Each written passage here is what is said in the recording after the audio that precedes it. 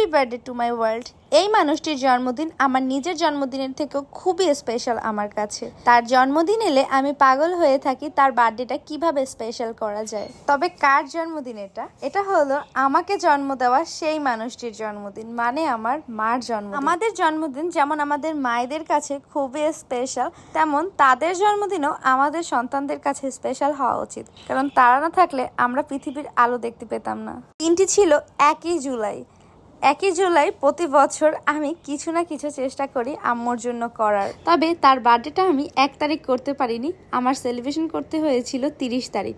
কারণ হচ্ছে 1 তারিখ আম্মুর একটা অফিসিয়াল কাজের জন্য চিটাগাং যেতে হয়, তো সেই কারণে আম্মু 30 তারিখ রাত 10টার ভিতরে ঢাকার উদ্দেশ্যে রওনা দিবে। তো এই খবর পেয়ে আমি 30 তারিখ সকালবেলা থেকে তাড়াহুড়া করে শুরু করি সব অ্যারেঞ্জমেন্ট করা। দেন আমি সোজা চলে যাই মার্কেটে। অ্যান্ড এত বৃষ্টি হচ্ছিল বাইরে, কিন্তু তারপরও আমি সেই বৃষ্টিতে ভিজে সদর চলে যাই আম্মুর জন্য গিফট কিনতে। আমার নিজের জমানো সামান্য কিছু টাকা দিয়ে আম্মুর জন্য আমি একটা স্পেশাল গিফট কিনি। কি কিনেছিলাম সেটা আমি একটু পরেই দেখিয়ে দিচ্ছি। তো গিফট কিনে কেক কিনে আমি বাসায় চলে আসি, এবং বাসায় চলে এসে আমি তাড়াহুড়ো করে কিছু নাস্তার প্রিপারেশন নিই। তো ফার্স্টে আমি নুডলস রান্না করতে নিয়েছিলাম, যেহেতু মোটা নুডলসটা রান্না করতে গেলে অনেক সময় লাগবে সেদ্ধ হতে, দেন রান্না করতেও প্রসেসিং অনেক বেশি। দ্যাটস ওয়াই আমি সিম্পলের মধ্যে মিস্টার নুডলসটা রান্না করে ফেলি। এরপরে আমি একটা পুডিং বানাতে নেই। পুডিংটা বানাতে গিয়ে আমার একটা মিস্টেক হয়ে যায়। আমি ক্যারামেল করার জন্য চিনি চুলায় দিয়ে চলে যাই অন্যদিকে। দেন আমি ভুলে যাই যে চুলায় ক্যারামেল ছিল। পরে পোড়া গন্ধ পেয়ে দৌড়ে এসে দেখি যে এই হাল। আবার আমি চুলায় ক্যারামেলের জন্য চিনি দিই। দেন এবার পারফেক্টলি হয়েছে অবশ্যই। এরপর আমি নবাবী সেমাইও বানিয়েছিলাম, বাট প্রপারলি ভিডিও নিতে পারিনি যেহেতু হাতে সময় কম ছিল, প্লাস তাড়াহুড়া করছিলাম। এরপর আরো কি যেন বানিয়েছিলাম, ওগুলোর আর ভিডিও করাও হয়নি। তো আমি বাহির থেকে আসার সময় ছোট ছোট পেঁয়াজু আর আলুর চপ এনেছিলাম, সেগুলো টেবিলে রেখেছিলাম।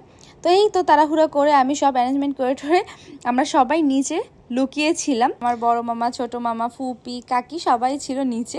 বাচ্চা কাচ্চারা তো ছিলই, বাট ওরা সবাই চুপ করে বসেছিল ঘাপটি দিয়ে। এরপর আমি বাবাকে একটা মেসেজ করি যে বাবা, আম্মুকে নিয়ে তুমি নিচে আসো। এরপর বাবা আম্মুকে নিয়ে নিচে চলে আসে। আম্মুর সিঁড়ি দিয়ে আসতে খুবই কষ্ট হচ্ছিল, কারণ আম্মুর পায়ে ব্যথা ছিল।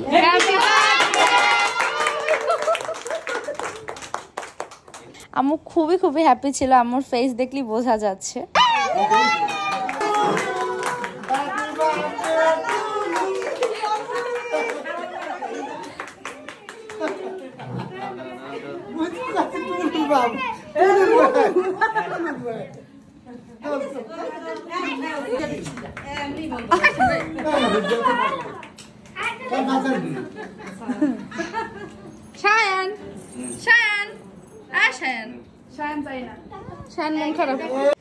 এই তো কেক টেক কাটা শেষ, এখন হচ্ছে গিফট দেওয়ার পালা। আর এখনই দেখতে পাবেন যে আমি কি গিফট কিনলাম আম্মুর জন্য। এই গিফটটি ছিল আমার এবং আব্বুর তরফ থেকে।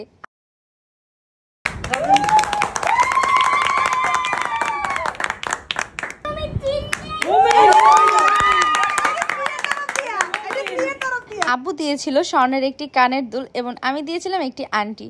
বাট গিফট যেটাই হোক, আম্মুর মুখের এই হাসি কেনার জন্য আমি সবকিছু দিতেও রাজি আছি। এরপর এক এক করে সবাই সবার গিফট দিচ্ছিল আম্মুর হাতে। আর আম্মু একটু তাড়াহুড়ো করছিল, যেহেতু আম্মুর গাড়ি চলে এসেছিল ঢাকা যাওয়ার জন্য। তো এই অবস্থাতেই আম্মু কেক টেক কেটে আমাদের একটু সময় দিয়ে চলে যায় আমাদেরকে বাই করে ঢাকার উদ্দেশ্যে। তো আম্মু চলে যাওয়ার পর কিন্তু আমরা থেমে থাকিনি। এরপর শুরু হয় আমাদের মহিলাদের পার্টি, মানে মামি, ফুপি, কাকি সবাই মিলে উড়াধুরা দুষ্টামি করছি, বান্দরামি করছি। সেই উড়াধুরা বান্দরামির ভিডিও আর শেয়ার না করি এখানে। কিছু আনন্দ ফুর্তি থাকে পার্সোনাল, যেগুলো সোশ্যাল মিডিয়ায় শো না করাই বেটার। আর এরপর থেকে কোনো ভিডিও কন্টিনিউ করা হয়নি। সো এখানেই শেষ করতে হবে আজকের ব্লগটি। এই ব্লগটি আমার কাছে খুবই স্পেশাল, তাই আমি আপনাদের সাথে শেয়ার করে এটা মেমোরি হিসেবে রেখে দিলাম। কেমন লেগেছে ব্লগটি আপনারা অবশ্যই কমেন্ট করে জানাবেন, এবং আমার আম্মুর জন্য দোয়া করবেন। আল্লাহ হাফেজ, আসসালামু আলাইকুম।